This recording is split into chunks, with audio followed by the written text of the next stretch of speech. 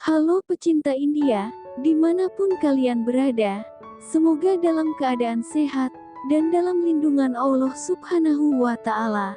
Sebelum lanjut dalam videonya, jangan lupa tekan tombol subscribe dan hidupkan lonceng notifikasinya. Cus ke dalam videonya.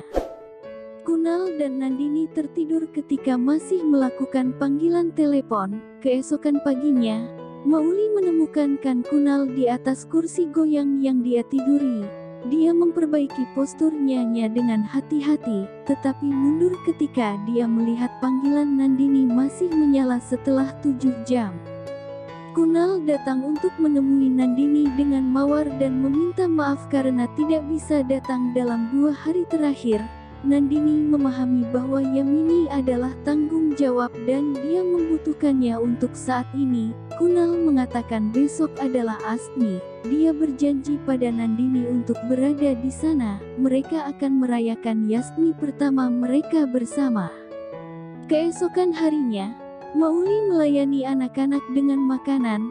Dia mendapat telepon dari Jyoti yang merasa lega bahwa Kunal kembali ke rumah. Mauli memotong panggilannya karena dia sibuk sekarang. Kunal bergegas masuk dan menabrak Mauli. Ponselnya jatuh.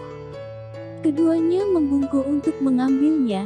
Kepala mereka terbentur. Yamini menonton ini dan meminta mereka membenturkan kepala lagi.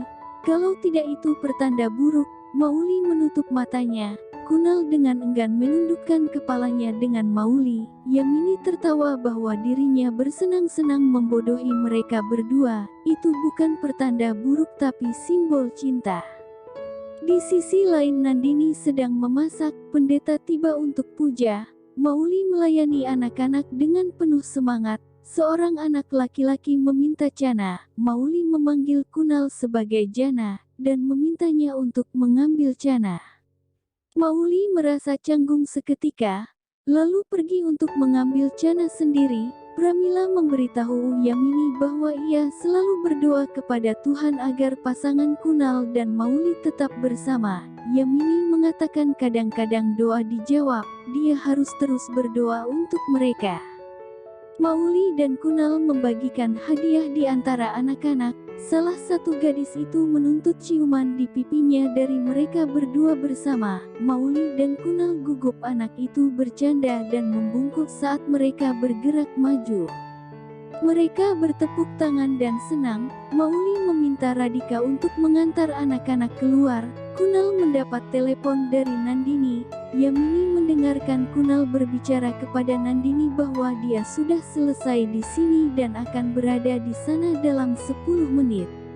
Nandini khawatir bagaimana jika dia meninggalkan sesuatu. Kunal meyakinkan semuanya akan baik-baik saja dan pergi meninggalkan rumah. Yamini marah dan berpikir tidak bisa membiarkan wanita lain membayangi Kunal. Dirinya harus menghentikannya. Dia melihat ke arah kuil, meminta maaf pada Dewi karena bisa melakukan apa saja untuk menyelamatkan rumah ini. Nandini meminta pendeta untuk menunggu sebentar. Dia pergi dari sana dan akan segera pulang. Pendeta pergi untuk mempersiapkan puja. Nandini pergi menelpon Kunal. Kunal meninggalkan rumah dan memberitahu Yamini bahwa dirinya akan pergi ke rumah sakit.